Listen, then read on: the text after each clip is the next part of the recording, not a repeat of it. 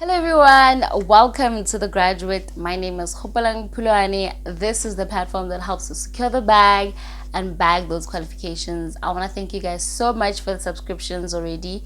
If you have not subscribed, please do so. Click that subscribe button and like this video and share it so that it reaches the right people, because in this video we're going to be talking about final year of studies. We're going to be looking at your options after you graduate, and I've asked a couple of my working friends on advice they wish they knew before they started working. I'm going to be sharing that with you as well.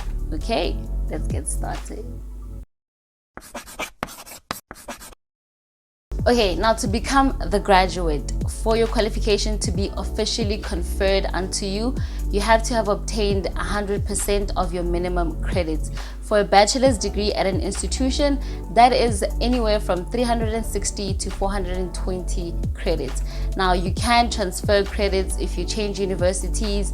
That is, if a university deems your previous modules enough or satisfactory with their current modules, as in terms of workload as well as difficulties, then they can credit you for those subjects, excusing you from having to repeat the module. What if you're left with one module or two modules before you can graduate and you're in your final year? There is a concept called an exit exam. It is also known in some institutions as a Chancellor's exam, a Dean's exam, or a special exam, where you're allowed, under special circumstances, to write your exam in time to graduate with your previous class. Exit exams, special exams, for the purpose of this video, we're going to call them exit exams, are required to be provided by your institutions if you have one or a maximum of two modules remaining. You have to apply for them. For example, at the University of Stellenbosch, you have to apply, get approved for an exit exam,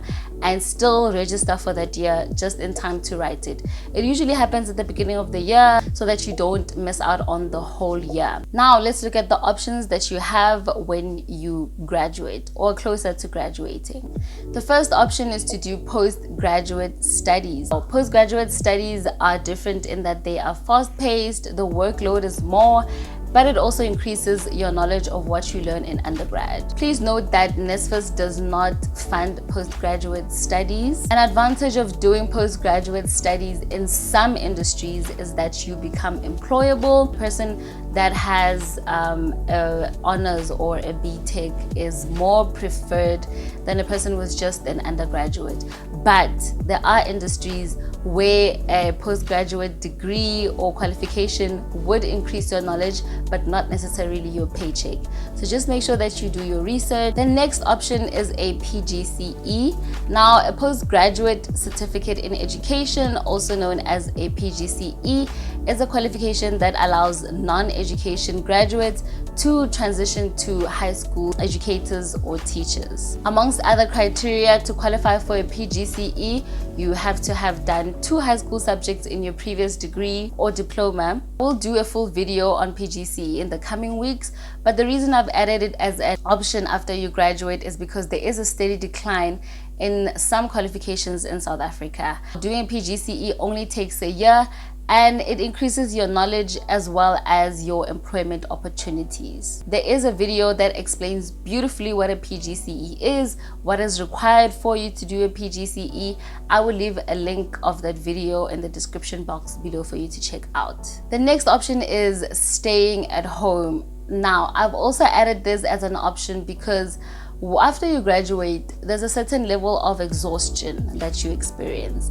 Now, you might have not thought about resting after graduation because there's societal pressure, and sometimes the pressure comes from within yourself to really do something because you cannot afford to stay home. I urge you to listen to your body, especially if there's an overwhelming sense of demotivation and not being excited about getting into a new environment like the workplace after you have graduated. Staying home is perfectly okay. If you can afford to, you can travel for the year, develop your skills, or expand on your hobbies. Obviously, the next option is employment. This is a new environment.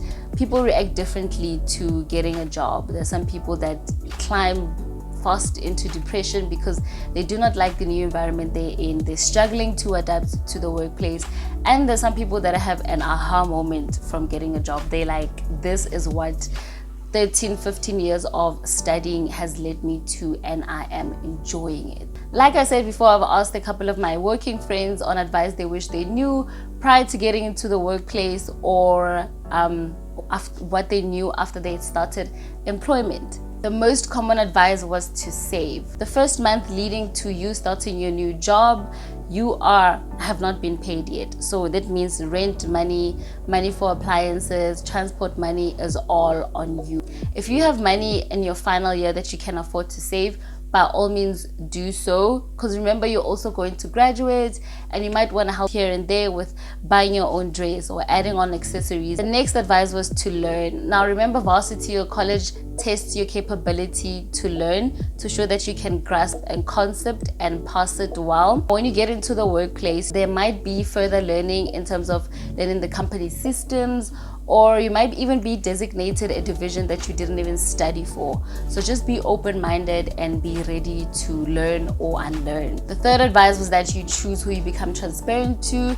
Now, after this is with regards to your salary, because after you have graduated, you might get excited and disclose your salary to everyone. There'll be those uncles that are coming in and reminding you of that 50 rand that they gave you years ago. Now, disclosing your salary to certain people that you trust relieves that pressure of having to be dictated on what to do with your salary and how to spend it. Number 4 was to practice for interviews. Now that interviews are becoming more online, you need to learn how to conduct yourself in an interview. Research a company, like I've said in my previous videos, and find ways that it aligns with your vision.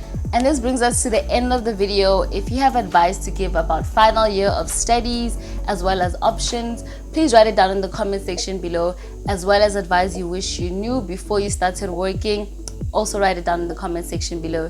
Thank you so much for watching. See you in the next video.